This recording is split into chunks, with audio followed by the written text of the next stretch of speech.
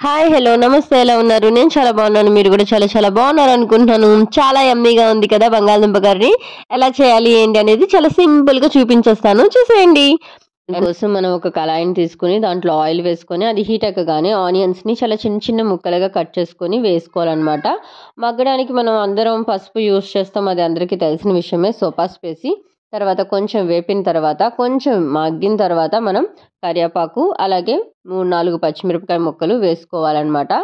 దీనికోసం మనం టమాటోని ప్యూరీ కూడా చేసుకోవచ్చు. కానీ ప్యూరీ కన్నా చిన్న చిన్న ముక్కలుగా తరిగి దాన్ని మగ్గబెడితే మాత్రం ఆ టేస్ట్ చాలా చాలా డిఫరెంట్‌గా ఉంటది. చాలా బావుంటది.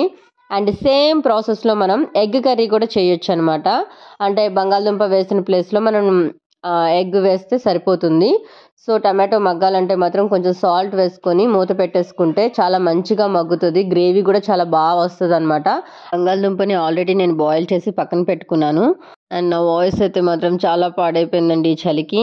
అండ్ మీకు సాల్ట్ వేయడం చూపించలేదని కొంచెం మీకు కనిపించేలాగా వేస్తున్నాననమాట. దీంట్లోనే అల్లం వెల్లుల్లి పేస్ట్ కూడా వేస్తున్నాను. అది చక్కగా పచ్చి స్మెల్ పోయేంత వరకు వేగనివ్వండి.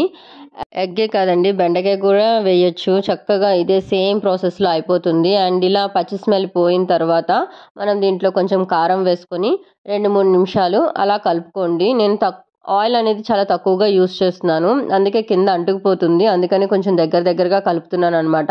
ఆ తర్వాత 3, 4 చెంచాల పెరుగు వేసుకున్నాను. చూసారు కదా గ్రేవీ ఎంత చక్కగా వచ్చిందో.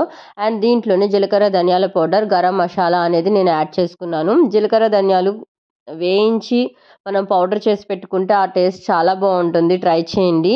అండ్ పొటాటోని నేను ఆల్రెడీ బాయిల్ చేసాం కదా, దాన్ని చిన్న చిన్న ముక్కలుగా కట్ చేసి దీంట్లో యాడ్ చేస్తున్నాను.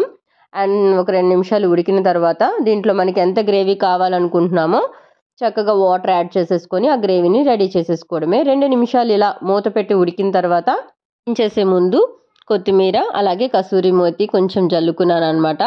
సో, ఫైనల్లీ మన కర్రీ అయితే రెడీ అయిపోయింది. మీరు కూడా తప్పకుండా ట్రై చేసి కామెంట్ సెక్షన్‌లో కామెంట్ చేయండి. మీకెలా వచ్చిందో. అండ్ మన ఛానల్‌ని సబ్స్క్రైబ్ అయిపోండి.